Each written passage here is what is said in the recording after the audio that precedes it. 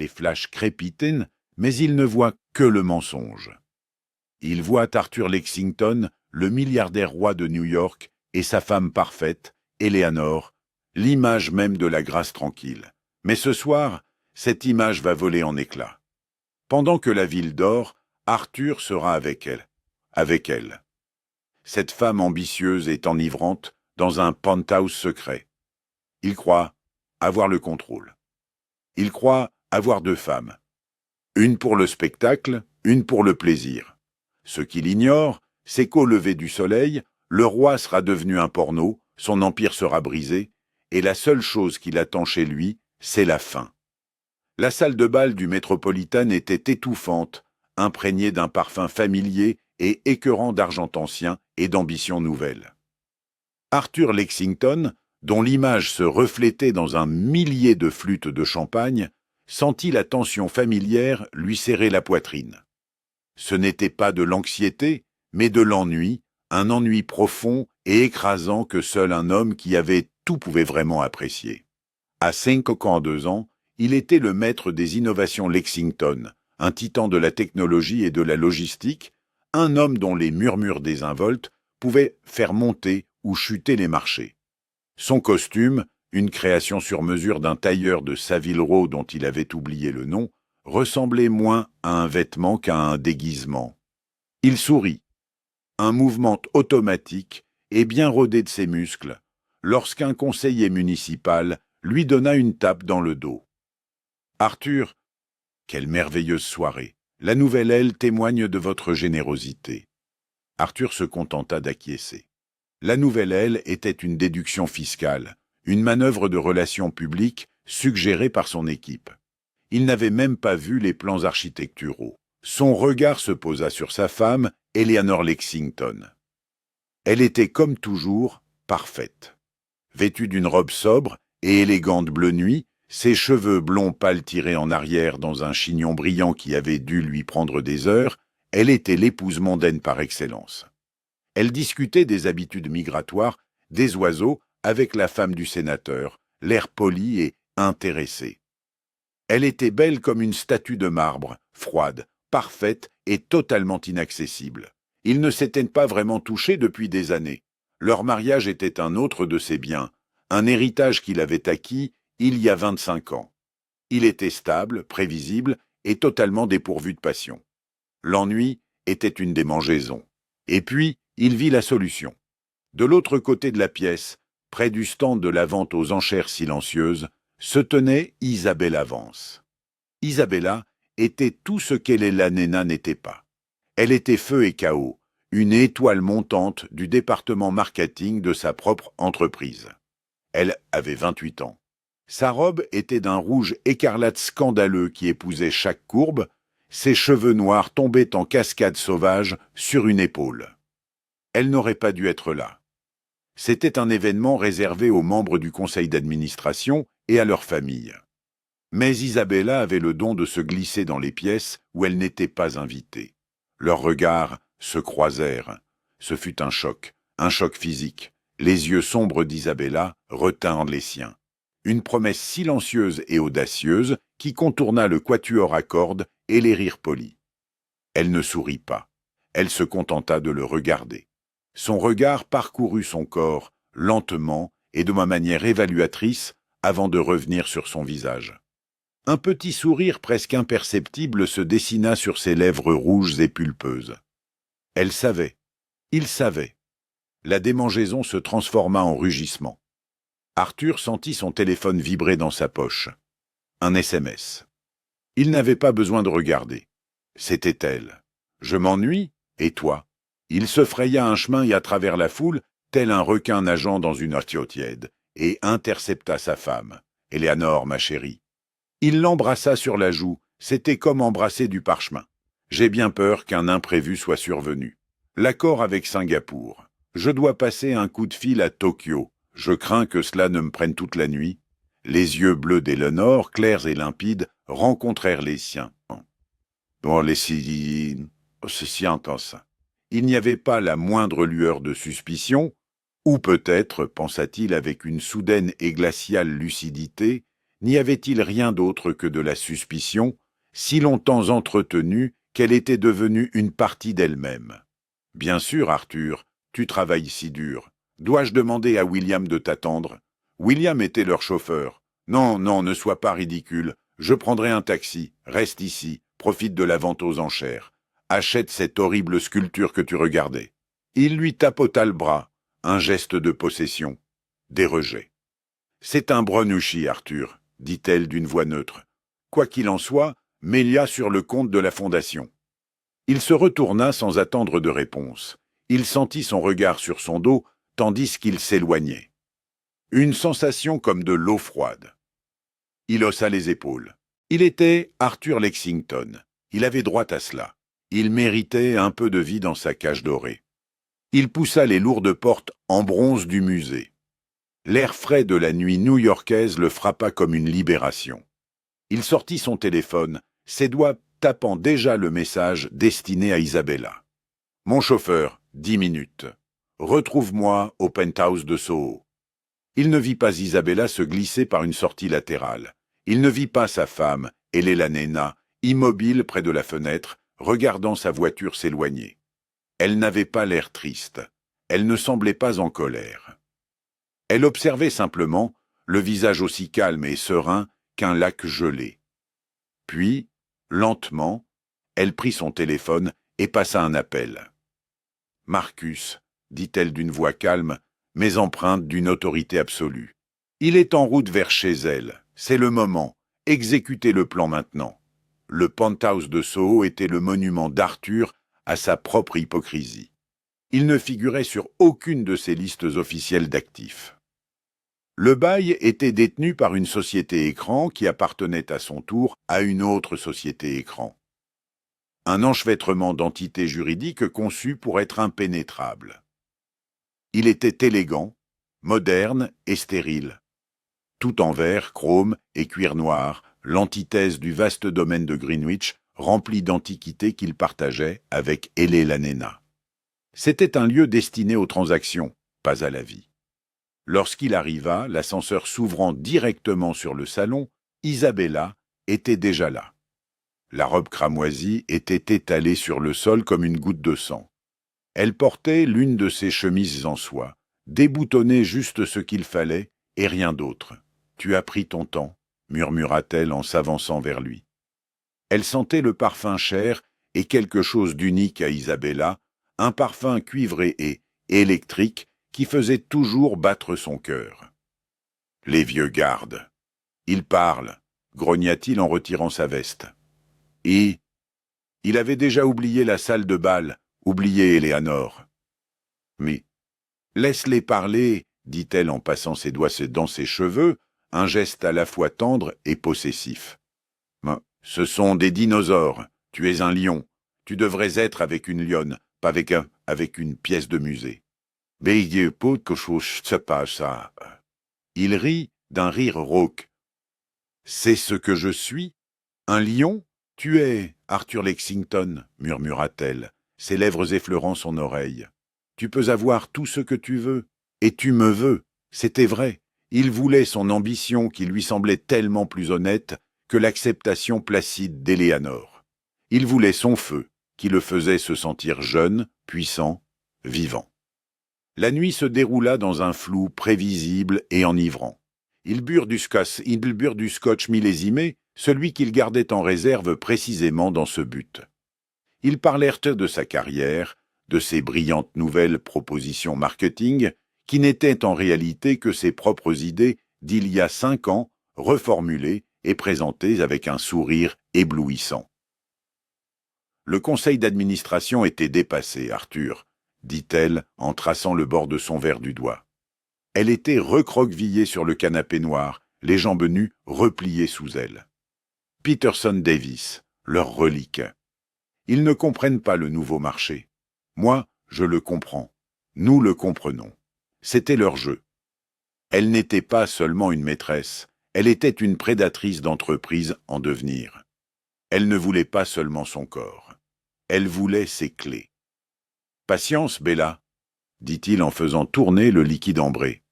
« Ces choses prennent du temps. Le temps est pour les faibles, conta-t-elle, les yeux brillants. Eleanor a eu 25 ans. Qu'a-t-elle construit? Une réputation pour ses compositions florales, un siège au conseil d'administration de l'opéra. C'est embarrassant. Je pourrais être ta partenaire. Vraiment? Côte à côte. Imagine-nous tous les deux. Nous pourrions tout conquérir. Il sourit. Il aimait cela chez elle, sa faim nue et vorace. C'était si simple. Et qu'en est-il d'Eleanor? Demanda-t-il, jouant son rôle. C'est compliqué. Ce n'est compliqué que parce que tu le laisses l'être, ricana-t-elle. Ah, tu es sans un milliardaire, Arthur. Achète-la. Donne-lui la maison froide et vide et la fondation. Assure-lui une vie très confortable, très ennuyeuse. Elle serait probablement soulagée. Ah ça, il réfléchit à cela. Elle avait peut-être raison. Peut-être qu'Eleanor serait heureuse d'être mise au rencard. Cette idée était étrangement séduisante. Une rupture nette, une nouvelle vie, lui et Isabella. Le nouveau couple puissant. Un jour, se surprit-il à penser, « Peut-être un jour, tu insistes trop », dit-il y en posant son verre. Vraiment? Elle se déroula et se glissa sur ses genoux. C'était un mouvement parfait, bien rodé.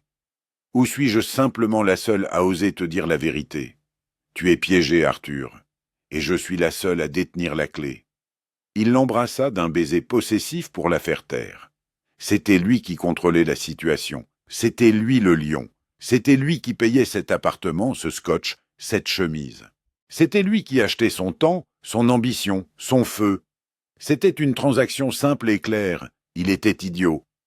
Il ne remarqua pas que ses yeux, même lorsqu'elle lui rendait son baiser, étaient froids et calculateurs. Il ne savait pas que ses brillantes idées marketing n'étaient qu'un appât. Il ne savait pas que depuis 6 mois, elle copiait minutieusement et méticuleusement des fichiers depuis le serveur privé. Elle n'était pas seulement ambitieuse, elle était une saboteuse.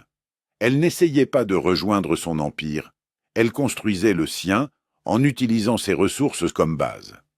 Et il ne s'était pas rendu compte une seule seconde que son plus grand allié, la personne qui lui avait discrètement indiqué les codes d'accès au serveur d'Arthur, était le même homme que sa femme venait d'appeler. Marcus Thorne, l'avocat d'Eleanor, avait une définition très large de la découverte, et Isabella Vance, avide de sa part du gâteau, était son atout le plus précieux et le plus involontaire. Elle pensait séduire un roi pour devenir reine. En réalité, elle n'était que le bouffon engagé par l'ancienne reine pour distraire la cour pendant que le château était pris d'assaut. À l'approche de l'aube, qui peignait la silhouette de Manhattan dans des tons de violet et de gris, Arthur Lexington dormait d'un sommeil profond et sans rêve, celui d'un homme qui croyait totalement et complètement en sa propre invincibilité. Le soleil, œil à queue et indifférent, commençait tout juste à percer la brume matinale lorsque Arthur se réveilla. Il ressentit les douleurs familières, une douleur sourde derrière les yeux à cause du scotch, un torticolis à cause de l'oreiller moderne inconnu et le goût amer du regret, cousin germain de l'inconfort. Il détestait les matins qui suivaient. Ils étaient de désordonnés et Arthur Lexington détestait le désordre. Isabella dormait. Ses cheveux noirs étalés sur les draps blancs ressemblaient à une nappe d'huile. Elle semblait plus jeune, presque vulnérable. C'était une illusion. Arthur savait que la vulnérabilité était une arme, pas un état d'être. Du moins, pas dans son monde. Il sortit du lit, ses mouvements précis et silencieux. Il ramassa ses vêtements sur le sol et s'habilla rapidement. L'homme dans le miroir était un étranger pendant un instant, débraillé, sa chemise à 5 000 $ froissés. Il ressemblait à un homme qui avait été utilisé. Il lissa ses cheveux, boutonna ses poignets et remit le masque d'Arthur Lexington Titan. Il ne laissa pas de mots. Il ne l'embrassa pas pour lui dire au revoir. La transaction était terminée. Le trajet de retour vers Greenwich était un trajet qu'il avait fait 100 fois. Un pèlerinage sinistre du péché au sanctuaire. Son chauffeur, un homme silencieux et stoïque nommé Thomas, gardait les yeux rivés sur la route. La Bentley ronronnait à travers la ville qui s'éveillait, franchissant la frontière entre le tumulte de Manhattan et le silence soigné et opulent du Connecticut. Habituellement, lors de ces trajets, Arthur éprouvait une satisfaction suffisante d'avoir réussi à jongler entre ces deux vies. Il était le maître de son univers, le pliant à sa volonté. Mais ce matin-là, quelque chose clochait. L'atmosphère dans la voiture était tendue. Thomas, qui lui disait habituellement d'un ton calme « Bonjour, monsieur Lexington », n'avait rien dit. Il s'était contenté d'ouvrir la porte, le visage impassible, alors qu'il s'engageait dans la longue allée bordée d'arbres menant à son domaine. Arthur ressentit un nœud d'inquiétude. Tout était trop calme. D'habitude, à cette heure-là, 7 heures du matin, le domaine était en effervescence. Les jardiniers s'occupaient des roses anciennes dont Elena était si fière, le personnel de maison se préparait pour la journée, les agents de sécurité faisaient leur ronde. Aujourd'hui, il n'y avait rien. Le gravier crissait sous les pneus. Le bruit était dérangeant dans le silence. La maison, un imposant manoir géorgien qui appartenait à la famille d'Elena depuis un siècle, semblait endormie ou abandonnée. « Thomas, qu'est-ce qui se passe ?» marmonna Arthur alors que la voiture s'arrêtait devant le grand portique. Thomas se retourna, ses yeux rencontrant enfin ceux d'Arthur dans le rétroviseur. Son expression était indéchiffrable. « Ah, Madame Lexington a donné 1 semaine de congé à tout le personnel, monsieur. À compter d'hier soir. Elle a fait quoi? Pourquoi n'ai-je pas été informé? Elle a dit que vous étiez au courant, monsieur. Pour le nettoyage de printemps, dit Thomas d'une voix qui ressemblait à un éloge funèbre. Elle s'est occupée elle-même de mon dernier paiement et de mon indemnité de départ, qui est très généreuse. Le nœud dans l'estomac d'Arthur se resserra en un point froid et dur. Indemnité de départ? De quoi parlez-vous, Thomas? Vous ne prenez pas votre retraite. Thomas sortit de la voiture, fit le tour et ouvrit la porte d'Arthur. Il resta là, debout, non plus en tant qu'employé, mais simplement en tant qu'homme. « Bonne journée, monsieur Lexington. » Il n'attendit pas le pourboire. Il se dirigea vers une petite berline banale garée près de l'entrée de service, monta à bord et partit sans se retourner. Arthur resta seul dans l'allée, son costume froissé ridiculisant son pouvoir. L'air matinal était froid et il se rendit compte qu'il avait laissé son manteau dans le punt-house. Jurant, il chercha ses clés à tâtons. Il ne les utilisait jamais. La porte lui était toujours ouverte. Il entra dans le grand hall d'entrée. Le silence était absolu. L'air était froid. Le chauffage était éteint. « Eleanor » appela-t-il, sa voix résonnant dans l'espace marbré. Rien. La maison semblait vide. Il entra dans le grand salon. Quelque chose n'allait pas. Les murs étaient nus. Le Monet, les 2 Rothko, la statue inestimable de Degas, les projets passionnés d'Eleanor, les œuvres d'art qu'elle avait sélectionnées avec un soin méticuleux avaient disparu. Des espaces vides et des fils suspendus restaient comme des cicatrices. « Eleanor » rugit-il. Une véritable panique le saisit alors. Il se précipita à travers le rez-de-chaussée. La cuisine était nettoyée, vide. Les garde-manger étaient vides. Il monta en courant le grand escalier, le cœur battant à tout rompre. Il fit irruption dans leur suite parentale, vide. Il se rendit dans son dressing. C'était une caverne. Des rangées et des rangées de cintres vides, toutes ses robes, toutes ses chaussures, tous ses célèbres et élégants sacs à main avaient disparu. Il fit demi-tour et se dirigea vers son côté de la suite. Ses placards étaient intacts. Ses costumes, ses chemises, ses chaussures, tout était parfaitement et à sa place. Elle n'avait rien pris qui lui appartenait. Elle n'avait emporté qu'elle-même. Il sortit de la pièce, confus. Ce n'était pas de la colère, ce n'était pas une dispute. C'était une évacuation, une disparition organisée, systématique et terriblement complète. Il descendit lentement les escaliers, l'esprit en ébullition. Où était-elle partie? Chez sa mère à Palm Beach, chez ses sœurs à Londres? Comment avait-elle pu déménager tout cela? La logistique, cela avait dû lui prendre des mois de préparation. Il entra dans son bureau en trébuchant. C'était son sanctuaire, la seule pièce de la maison qui lui appartenait entièrement. Tout en acajou sombre, cuir vert et odeur de vieux livres et de succès. Ici, au moins, tout était comme il se devait. Ses récompenses accrochées peu pures. Sama pas moscafrogé au mur, ses carafes tanches pleines, son imposant bureau massif trônant au centre de la pièce, et sur la surface parfaitement polie en acajou, placée en plein milieu, se trouvait une seule enveloppe, épaisse de couleur crème. C'était le même papier à lettres qu'Eleanor utilisait pour sa correspondance caritative. Mais cette enveloppe n'était pas adressée à un donateur ou à une duchesse. Elle portait simplement son nom, écrit dans une écriture parfaite et élégante. Arthur. Arthur fixa l'enveloppe. Elle était lourde, épaisse, faite d'un papier cartonné coûteux qui criait l'importance. Elle reposait sur son bureau comme un jugement. Pendant une longue minute silencieuse, il ne la toucha pas. Il fit le tour du bureau, tel un prédateur, soudainement incertain du piège. Il se servit un scotch dans une carafe en cristal, la main tremblant presque imperceptiblement. Il ne buvait jamais le matin. Il avala le liquide d'un trait brûlant, la brûlure le ramenant à la réalité. Finalement, il saisit l'enveloppe. Il n'y avait ni cachet de cire, ni fioritures dramatiques. Eleanor n'était jamais dramatique. Elle était précise. Il l'ouvrit d'un geste impatient et rageur. À l'intérieur, il n'y avait ni lettre, ni confession tachée de larmes, ni accusation furieuse en majuscules. Il n'y avait qu'un épais document juridique agrafé. La première page était une page de garde de la Cour supérieure de l'État du Connecticut, district judiciaire de Stamford, Norwalk. Numéro de dossier FSTCV 25608. Lexington Eleanor M. plaignante.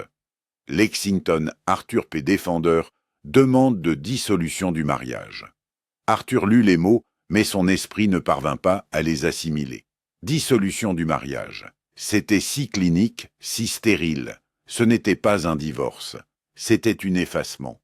Sa rage, qui avait été une braise couvant doucement, explosa en un brasier blanc.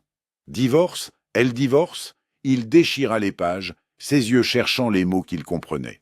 Différence irréconciliable. Dissipation des biens matrimoniaux. Adultère. Le mot flottait dans l'air. Adultère. Une requête séparée était jointe au dos de la demande. Et derrière celle-ci, la pièce à conviction A. Il la feuilleta, son sang se glaça, c'était une photographie. Ce n'était pas une photo granuleuse prise au téléobjectif par un détective privé en imperméable et en sueur. C'était une image haute résolution d'une netteté cristalline. C'était lui, la nuit dernière, debout dans le hall du penthouse de Soho, son bras autour de la taille d'Isabella. Il l'embrassait dans le cou. Sa robe cramoisie était reconnaissable entre toutes. L'horodatage imprimé dans le coin inférieur indiquait 23h52, soit 1 heure seulement après qu'il eut quitté le gala. Il tourna la page, pièce à conviction B. Une photo de lui quittant le même bâtiment. L'horodatage indiquait 6h48 ce matin-là. Il y en avait d'autres, des dizaines d'autres, et pas seulement d'Isabella. Il y avait Caroline, l'hôtesse de l'air de l'année dernière, sur le balcon de son hôtel à Zurich. Il y avait Amelia, la femme de son banquier londonien, montant dans un taxi avec lui à Mayfair. Les dates, les heures et les lieux étaient tous méticuleusement documentés. C'était un portfolio de ses péchés. « Comment » murmura-t-il en s'enfonçant dans son fauteuil en cuir. Le fauteuil, son trône, lui semblait soudain froid et étranger. Comment a-t-elle pu le savoir? Comment a-t-elle pu le prouver? Eleanor ne comprenait pas ce monde. C'était une femme douce et naïve qui organisait des garden parties. Elle n'engageait pas de détective privé. Elle ne complotait pas. Il chercha son téléphone à tâtons et composa le numéro de son avocat, Gregory Walsh. Gregory était un bulldog, le meilleur et le plus impitoyable avocat d'affaires de New York. Il s'occuperait de ça. Il l'écraserait. L'appel fut directement transféré vers la messagerie vocale. Gregory Walsh, je ne suis pas disponible. S'il s'agit d'une question personnelle, veuillez raccrocher. S'il s'agit d'une question professionnelle concernant la fusion de Lexington Innovations, Toutes les demandes sont désormais redirigées vers Arthur. Il écrasa le téléphone dans sa main. Qu'est-ce que c'était que ça? Il essaya d'appeler son bureau. Son assistante, Janine, décrocha. « Janine, passez-moi Walsh immédiatement et découvrez ce qui se passe. Ma maison est vide, et ma femme est... » « Oh, monsieur Lexington !» La voix de Janine était aiguë, tremblante. « Monsieur, je ne sais pas quoi dire. Le conseil d'administration a convoqué une réunion d'urgence il y a 1 heure. C'est à propos de la clause morale dans votre contrat. » La clause morale, c'est une clause standard. Elle n'a aucune importance. Ce n'est pas le cas, monsieur. Pas lorsqu'elle est associée à l'injonction. Monsieur, je dois y aller. Ils sont là. La ligne fut coupée. Une injonction? Arthur revint à la pile de papier. Il l'avait manqué. Ce n'était pas seulement une demande de divorce. C'était une ordonnance restrictive temporaire et une requête visant à geler les avoirs dans l'attente d'un audit judiciaire complet en raison de preuves substantielles de dissipation des fonds matrimoniaux afin d'empêcher le défendeur Arthur P. Lexington de dissimuler, transférer ou exploiter les biens communs. Il relut la dernière ligne. Dissimuler, transférer ou exploiter. Il laissa tomber les papiers. L'accord de Singapour, celui qu'il avait utilisé comme excuse la nuit dernière. Il s'agissait d'une acquisition massive de 2 milliards de dollars. Il la finançait en utilisant ses actions personnelles dans Lexington Innovations. L'accord devait être conclu aujourd'hui. Si ses avoirs étaient gelés, il ne pourrait pas financer l'accord. L'accord s'effondrerait. Le cours de l'action chuterait. Ses partenaires à Singapour le poursuivraient en justice. Ce n'était pas un divorce, c'était un assassinat. Il regarda les papiers, la photo de lui et d'Isabella, la robe cramoisie, son air insouciant et suffisant. Eleanor avait fait cela, la femme qui arrangeait les fleurs, la femme qui restait silencieuse pendant les dîners, la femme qu'il avait considérée comme une pièce de musée. Elle ne l'avait pas simplement quitté, elle avait posé une bombe, et il venait de voir le compte à rebours arriver à 0. Le silence de la maison n'était plus seulement calme, c'était le vide laissé par une explosion. Il se tenait au point 0. À 800 km de là, dans un bureau aux parois de verre qui ne donnait pas sur les toits de New York, mais sur le calme intellectuel de Boston. Eleanor Lexington buvait son thé. C'était un simple petit déjeuner anglais, sans sucre. Le bureau n'était pas somptueux, il était fonctionnel. 2 murs étaient recouverts de tableaux blancs remplis d'algorithmes complexes et de projections de marché. Le nom de la société inscrit sur la porte en verre dépoli était anodin. Nos solutions technologiques. C'était l'une des dizaines de petites start-up ambitieuses du pôle technologique et elle lui appartenait légalement. Et Eleanor, vêtue d'un simple pull en cachemire gris et d'un pantalon, ne ressemblait en rien à la pièce de musée du gala. Ses cheveux étaient lâchés, tombant en une coupe au carré pratiqué et professionnel. Son visage, débarrassé du maquillage lourd de son ancienne vie, était alerte, intelligent et concentré. Elle paraissait avoir 10 ans de moins. Son avocat, Marcus Thorne, était assis en face d'elle. C'était un homme qui ressemblait davantage à un professeur débraillé qu'à un requin du droit. Mais il possédait un esprit d'une brillante systématique terrifiante. C'était le seul homme qu'Arthur Lexington ait jamais vraiment craint dans une négociation, raison pour laquelle Arthur l'avait fait inscrire sur la liste noire de toutes les entreprises avec lesquelles il travaillait. C'était Eleanor qui l'avait trouvé alors qu'il donnait un séminaire discret sur le droit des contrats à Harvard. Le service a été confirmé à 7h02 juste devant la porte, a déclaré Marcus en vérifiant sa tablette. Thomas a confirmé visuellement. Arthur est chez lui. Bien, a dit Eleanor d'une voix calme.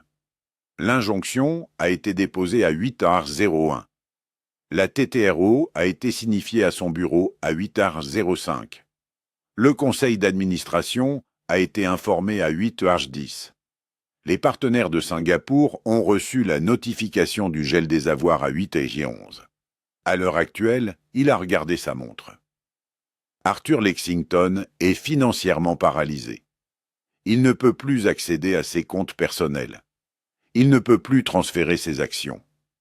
Il ne peut même plus utiliser sa carte American Express pour acheter une tasse de café. Eleanor but une gorgée de thé, et Madame Vance. Marcus s'autorisa un petit sourire sec. Ah oui, l'affaire était bouclée. Les cartes de crédit émises par la société de Madame Vance ont été désactivées à 8 heures. Le bail du penthouse de Soho détenu par cette ridicule société écran a été résilié par le propriétaire, qui, je dois ajouter, est un nouveau client de mon cabinet pour rupture de contrat. Une clause morale, si vous pouvez croire à l'ironie. Elle est en ce moment escortée poliment mais fermement hors du bâtiment par la sécurité. Le visage d'Eleanor resta impassible. Elle ne ressentait ni pitié ni triomphe. Isabella n'avait été qu'un outil, rien de plus. Un élément prévisible, cupide et nécessaire dans une machine beaucoup plus grande. Elle a servi son objectif, déclara Eleanor. Marcus se pencha en arrière. Je dois admettre, Eleanor, que c'est l'exfiltration la plus chirurgicale que j'ai jamais vue. 25 ans. Vous avez planifié cela. Quand avez-vous commencé? Eleanor regarda par la fenêtre. Ce n'était pas un plan. Pas au début, c'était une prise de conscience. Elle lui dit que c'était il y a 2 ans, pas une autre femme. Arthur avait toujours eu d'autres femmes. Cela faisait partie du prix à payer pour être Madame Lexington, un prix qu'elle avait été prête à payer pour la stabilité, pour les fondations, pour l'anesthésie. Non, le moment était venu lors d'un dîner avec leur fils, Julian. Julian, leur unique enfant, avait connu des difficultés, travaillant dans une petite start-up à but non lucratif à Boston, essayant de construire quelque chose de concret. Il était venu voir Arthur pour lui demander un petit prêt relais de 50 000 $, non pas pour acheter une voiture, mais pour payer les salaires de ses 5 employés. Arthur avait ri. Il l'avait fait devant toute la famille lors du dîner de Noël. Il avait ri et l'avait traité de gaspilleur de son fonds fiduciaire, de bon à rien, d'imbécile sentimental gaspillant son éducation à Harvard. Eleanor avait vu le visage de son fils s'effondrer. Elle avait vu la lumière dans ses yeux s'éteindre. Et à ce moment-là, elle avait vu Arthur non pas comme son mari, mais comme un fléau, une force qui ne construisait pas, mais ne faisait que consommer, que détruire. Cette nuit-là, elle avait ouvert un nouvel ordinateur portable. Elle avait ouvert un nouveau compte bancaire avec l'héritage que sa grand-mère lui avait laissé, de l'argent qu'Arthur avait qualifié de petite monnaie. Elle avait tranquillement terminé le master en informatique qu'elle avait abandonné 25 ans auparavant pour l'épouser. Elle ne se contentait pas d'organiser des garden parties. Elle avait assisté à des conférences technologiques pour la fondation. Elle n'avait pas acheté d'œuvres d'art. Elle avait diversifié ses actifs. Il y a 2 jours, sa petite start-up venait d'obtenir un brevet pour une nouvelle IA de gestion logistique révolutionnaire. Elle avait été conçue dès le départ dans un seul but, rendre obsolète l'ensemble du modèle commercial de Lexington Innovation. « Il ne m'a pas seulement trompé, Marcus, » dit Eleanor d'une voix dangereusement calme. « Il m'ennuyait. Il m'a déçu. Il pensait que j'étais un simple ornement. Il a oublié que les ornements attendent le bon moment pour être sortis de leur boîte. Elle était au courant pour Isabella depuis le début. En fait, elle avait subtilement encouragé cette relation. Elle s'était assurée que le projet d'Isabella soit présenté à Arthur. Elle s'était assurée qu'Isabella soit présente au gala. Elle avait besoin d'une raison finale, indéniable et publique. Elle avait besoin de la clause d'adultère. Alors, dit Marcus en retirant ses notes. Phase 2. Le conseil d'administration. Il panique. Les actions ont déjà baissé de 15% avant l'ouverture du marché. Ils vont vouloir une solution. C'est vrai, acquiesça Eleanor. Et tu vas leur en donner une. Ils vont vouloir te racheter. Un accord discret et massif. Eleanor rit. Ce fut un son aigu et surprenant dans le bureau silencieux. Me racheter, Marcus. Ils n'ont pas assez d'argent pour me racheter. Je ne veux pas de son argent. J'ai le mien. Elle se leva et se dirigea vers le tableau blanc, prenant un marqueur rouge. « Je ne veux pas d'accord, » dit-elle en dessinant un cercle autour du nom Lexington Innovations. « Je veux l'entreprise. » Arthur Lexington passa les 48 heures suivantes dans un état de rage primitive suspendu. Il était comme un animal acculé et s'en prit à la seule chose qu'il pouvait atteindre. Les meubles, son téléphone qui ne répondait plus, et la maison vide. Il finit par joindre un avocat de 3e ordre de son cabinet, un jeune homme nerveux nommé Peterson, qui était clairement terrifié. « Monsieur Lexington, je ne peux pas vous conseiller. Monsieur Walsh a été engagé par le conseil d'administration pour vous poursuivre. Ils invoquent la clause morale. Monsieur, l'injonction est inébranlable. Tout est gelé. Alors dégelé. » Rugit Arthur en jetant son verre de scotch vide contre le mur du bureau où il se brisa en éclats. « Monsieur, vous ne comprenez pas. C'est la juge Amelia Harris qui l'a signé. Celle que votre... Mon quoi? Celle contre laquelle votre groupe a mené une campagne de dénigrement l'année dernière. » Peterson murmura. « Elle n'est pas fan. » Arthur sentit une sueur froide lui couler dans le dos. Il se souvint des publicités sur la clémence envers les criminels. Il avait personnellement approuvé le financement. Eleanor savait qu'elle avait choisi le juge. C'était une vendetta. Puis les appels commencèrent. Pas à lui, mais à son sujet. Le premier venait d'Isabella. Elle n'appelait pas depuis une ligne sécurisée. Elle appelait depuis un téléphone prépayé. Sa voix c'était hystérique, entre sanglots et cris. « Arthur, ils m'ont viré. Ils ont pris mes cartes. Ils ont dit que j'étais licencié. Tu dois arranger ça. »« Arthur, tu m'avais promis. » Arthur grogna, d'une voix grave. « C'est ta faute, cette robe rouge. Tu m'as piégé. C'est ma faute. Ma faute. C'est moi qui suis sans abri. Tu m'avais dit que tu la quittais. Tu avais dit que nous formions une équipe. »« Fais la queue, » dit Arthur avant de raccrocher. Il ressentit un plaisir vicieux et fugace. Au moins, quelqu'un était plus malheureux que lui. Il se trompait. Isabella, comme il allait bientôt l'apprendre, n'était pas partie les mains vides. Elle avait son parachute doré, les fichiers du serveur qu'elle avait copiés. Elle ne pleurait pas. Elle négociait. Son premier appel avait été pour Marcus Thorne. Le deuxième, pour le Wall Street Journal. L'article du journal a été publié 1 heure plus tard à Stuttgart. Il ne traitait pas seulement du divorce. C'était des ragots sur le mode de vie. L'article du journal avait pour titre « La faille fatale de Lexington Innovations ». Hatcheck AI revendique une logistique 40% moins chère. Dirigé par Eleanor Lexington. L'article était un chef-d'œuvre de destruction d'entreprise. Il détaillait avec une précision chirurgicale toutes les faiblesses du modèle commercial d'Arthur, sa dépendance à une infrastructure obsolète, les salaires exorbitants de ses cadres, son refus d'innover. Puis, il présentait la solution ou la technologie. Il incluait des citations non pas d'Ele Lanena, mais de 2 clients importants. Des clients avec lesquels Arthur avait dîné le mois dernier et qui avaient annoncé qu'ils mettaient fin à leur contrat avec Lexington et en signaient de nouveau avec Aura avec effet immédiat. L'action, qui était déjà en chute libre, s'est effondrée. Elle a chuté de 30%, puis de 40%, puis de 50%. Le conseil d'administration ne s'est pas contenté d'appeler, il a convoqué une réunion d'urgence via Zoom.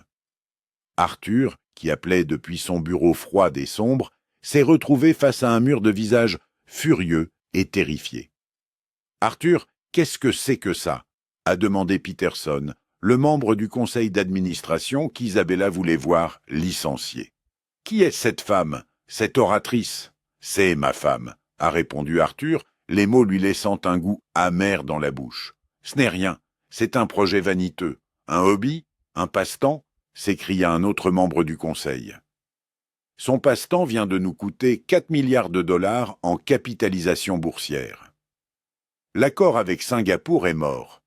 Nos prêteurs réclament le remboursement de nos emprunts. Nous sommes confrontés à une crise de liquidité. « Je vais régler ça » cria Arthur. « Je vais déposer une contre-plainte.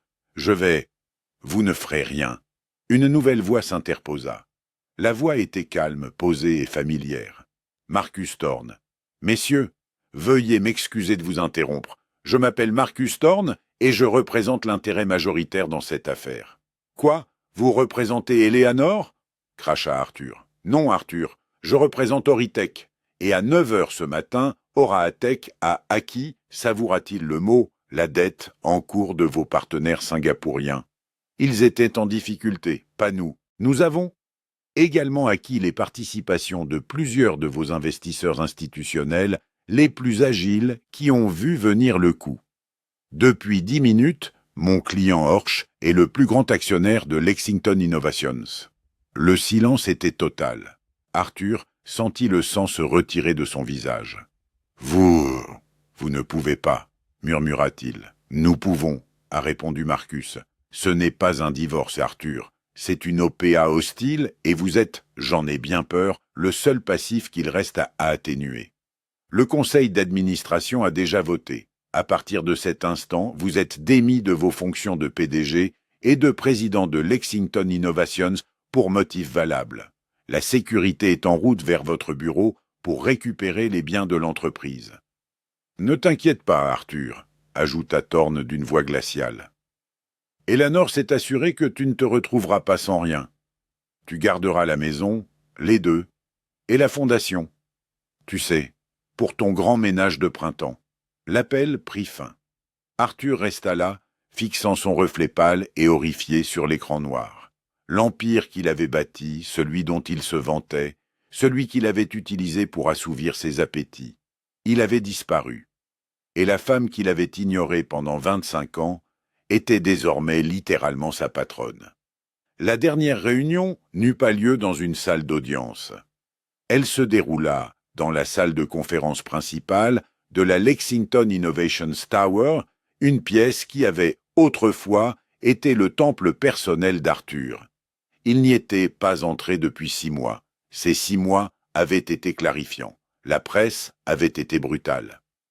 Isabella, dans une interview révélatrice pour laquelle elle avait reçu une somme considérable non divulguée, l'avait dépeint comme un monstre manipulateur tout en se présentant comme une brillante protégée victime d'une injustice. Elle était désormais à la tête de Vance Media, une société de conseil financé, soupçonnait Arthur par son accord avec Thorne. Arthur était devenu un paria.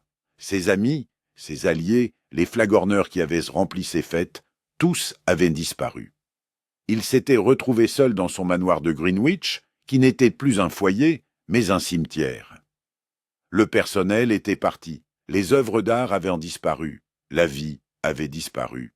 Il avait dû apprendre à se servir de la cafetière. Il avait été contraint de vendre son jet, ses voitures, sa collection de montres, tout cela pour payer les frais juridiques exorbitants et les impôts sur la maigre part d'actions qu'El Naoud lui avait permis de conserver. Il n'était plus milliardaire. Il était, selon ses propres critères, un porc-pas, un simple multimillionnaire piégé dans une maison qu'il n'avait pas les moyens de chauffer. Aujourd'hui avait lieu la signature finale, les documents qui officialiseraient la fusion entre Oraatech et Lexington Innovation, installant Eleanor comme PDG incontesté de la nouvelle entité combinée. Il fut conduit dans la salle du conseil par un agent de sécurité qu'il ne reconnaissait pas. La salle était pleine. L'ancien conseil d'administration, son conseil d'administration, était là, l'air penaud et soulagé. Ils étaient des survivants. Et à la tête de la table, dans le grand fauteuil en cuir qu'il avait commandé, était assise Eleanor. Ce n'était pas la femme du gala. Ce n'était pas la femme de la demeure. Elle était radieuse. Vêtue d'un tailleur bleu saphir parfaitement coupé, les cheveux courts et élégants, elle riait à une remarque de Marcus Thorne. Elle semblait pleine de vie, puissante et heureuse. Lorsqu'elle le vit, son rire ne faiblit pas. Son sourire ne s'estompa pas. Elle se contenta de hocher la tête, en signe de reconnaissance polie, comme s'il était un jeune associé lui apportant son café. « Arthur, merci d'être venu. Asseyez-vous, je vous prie. » Elle lui indiqua une chaise à l'autre bout de la table. Il s'assit. Le stylo était posé devant lui. « C'est le transfert final, » dit Marcus. « Tout est réglé. Vous allez renoncer à votre dernier siège céder vos droits de vote et signer un accord global de non-concurrence et de confidentialité d'une durée de 5 ans. Une clause de non-concurrence? La voix d'Arthur était rauque et rouillée. Avec quoi vais-je entrer en concurrence? Je n'ai rien. C'est une formalité, dit Eleanor d'une voix douce et forte. C'était la voix d'une PDG. Nous protégeons la marque. Ma marque. Il la regarda vraiment. Pour la première fois depuis 10 ans, la femme calme et gracieuse qu'il avait épousée avait disparu. À sa place se trouvait cette impératrice, cet architecte. Pourquoi? Il murmura la seule question qui le hantait. Pourquoi tout cela? Pourquoi ne pas simplement prendre la moitié et partir? Eleanor se pencha en avant, toute la salle tendit l'oreille pour l'entendre. Parce qu'Arthur, tu n'as jamais compris. Il n'a jamais été question d'argent. J'avais de l'argent. C'était à cause du gaspillage. Tu as tout gâché. Tu as gâché ton talent. Tu as gâché ton potentiel. Tu as gâché mon temps. Elle poussa les papiers vers lui.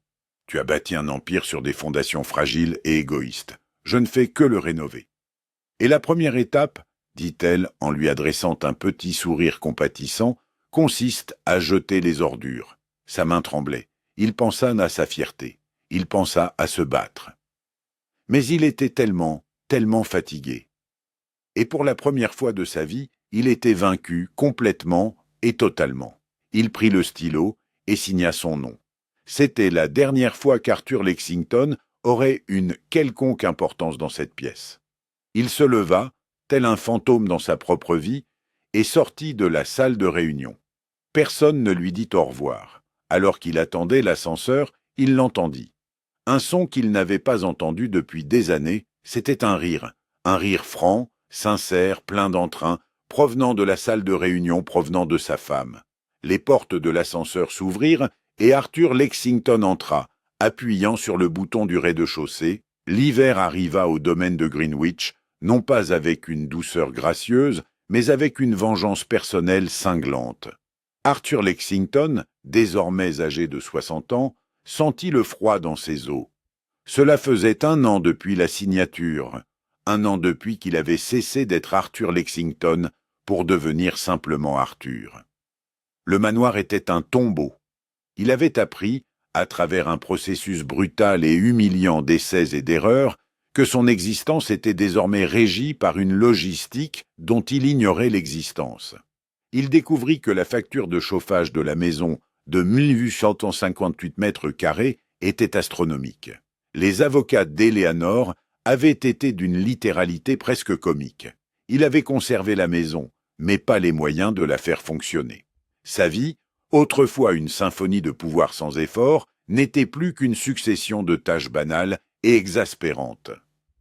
Il vivait dans 2 pièces, la vaste cuisine professionnelle, où il connaissait désormais intimement l'odeur du pain brûlé et du café instantané, et son bureau en acajou. Il y avait fait installer un lit de camp. Il lui était impossible de dormir dans la chambre principale, celle qu'il avait autrefois partagée avec Elela Nena. Elle n'était plus la sienne. C'était un musée de son échec. Ses journées étaient un flou de temps vide. Il se réveillait, se préparait son café, et puis quoi?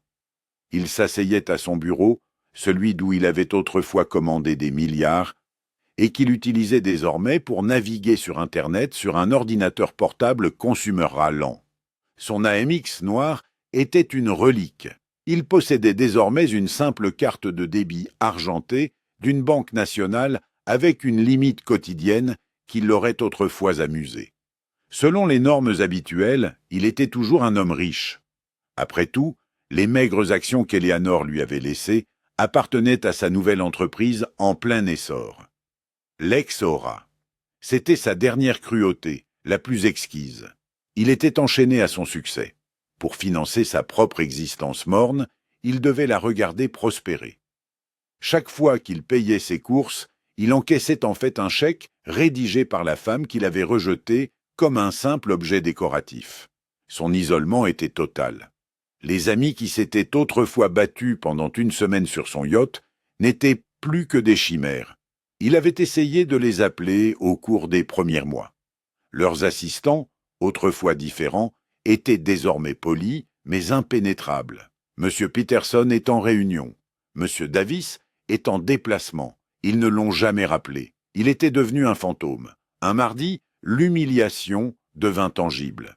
Il dut se rendre au supermarché. Lui, Arthur Lexington, qui n'avait pas mis les pieds dans une épicerie depuis 1993, dut pousser un chariot à roulettes bancales dans une allée.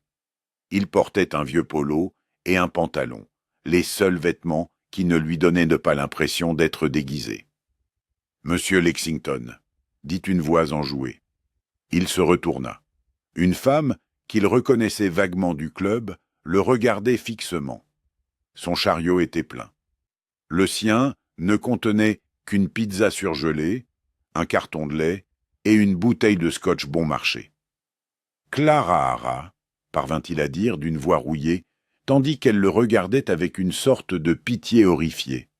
« Oh, Arthur, je ne savais pas que tu faisais les courses. Je prends juste quelques trucs, marmonna-t-il.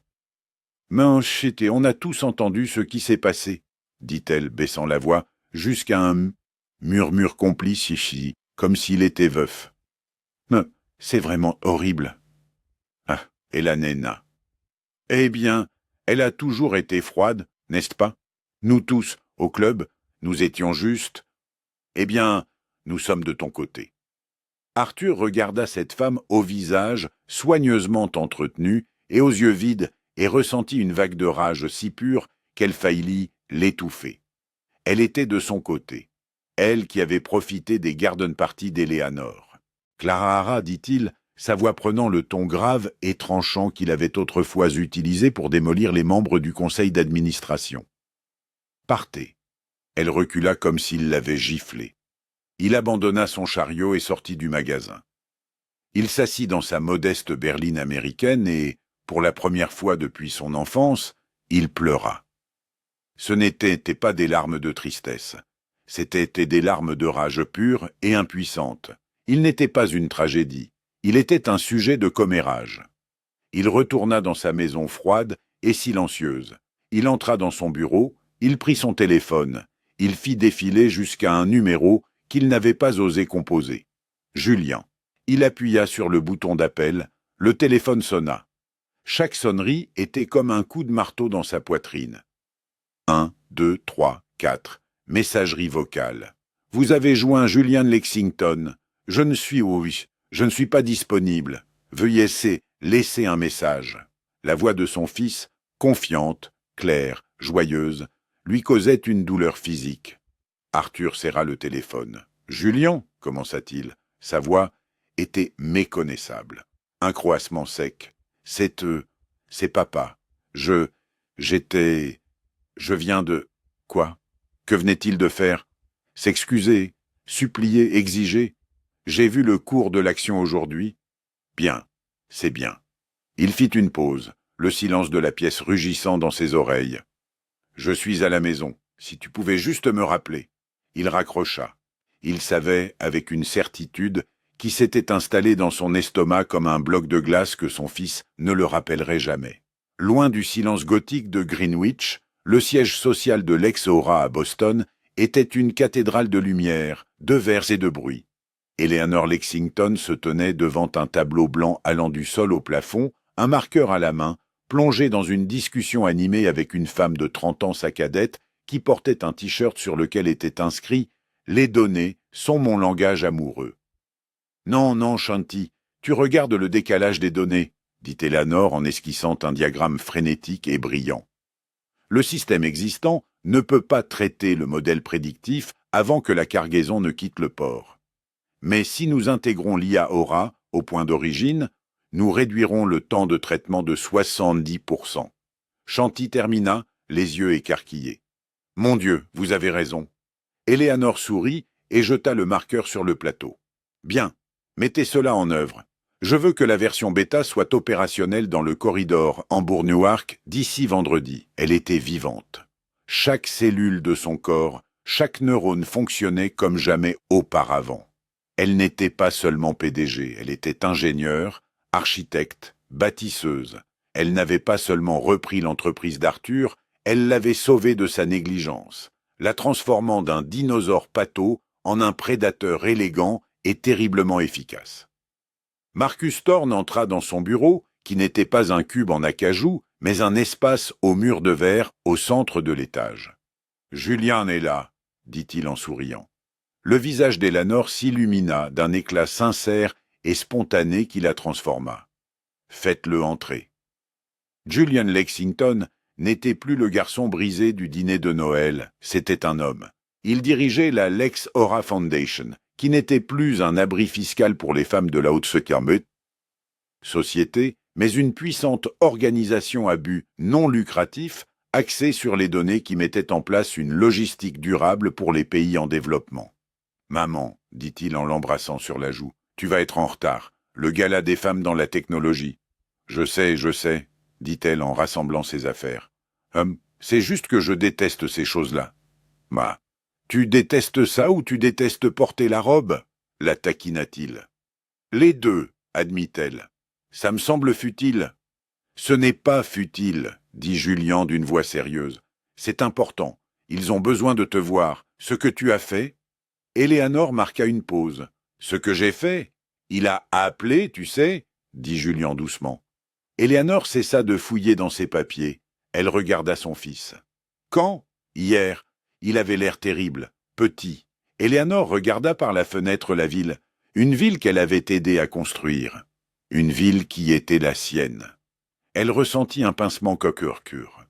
Pas de la pitié, pas du regret.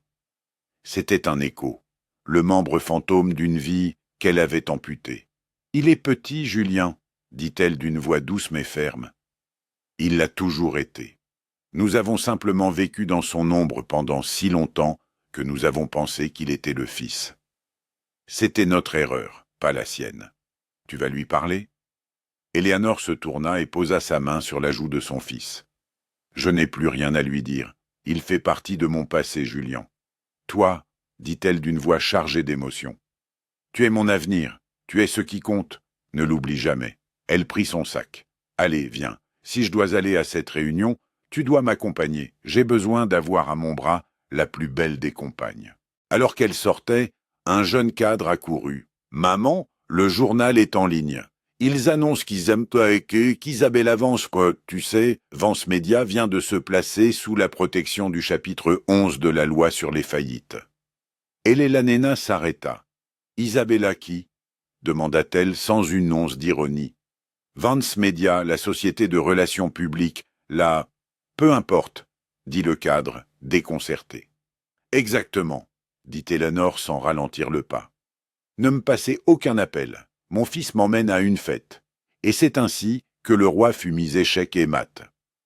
Arthur Lexington, un homme qui pensait être le maître du monde, apprit qu'il n'était qu'un invité dans la maison que sa femme avait construite et que celle-ci venait de saisir. Il n'avait pas seulement perdu sa maîtresse, il avait perdu sa fierté, son pouvoir et tout son empire. Tout cela parce qu'il avait sous-estimé la seule personne qu'il avait promis d'honorer. Cette histoire est un rappel brutal. La personne la plus discrète dans une pièce est souvent la plus dangereuse, et l'enfer n'a pas de pire furie qu'une femme qui s'ennuie. Qu'en pensez-vous? Eleanor était-elle une héroïne, ou sa vengeance était-elle trop froide? Faites-moi part de votre avis dans les commentaires ci-dessous. Et si vous avez aimé cette histoire, n'oubliez pas de cliquer sur le bouton « J'aime », de la partager avec quelqu'un qui a besoin de la voir, et surtout de vous abonner à la chaîne pour découvrir d'autres histoires dramatiques, de vengeance et de rebondissements choquants tirés de la vie réelle.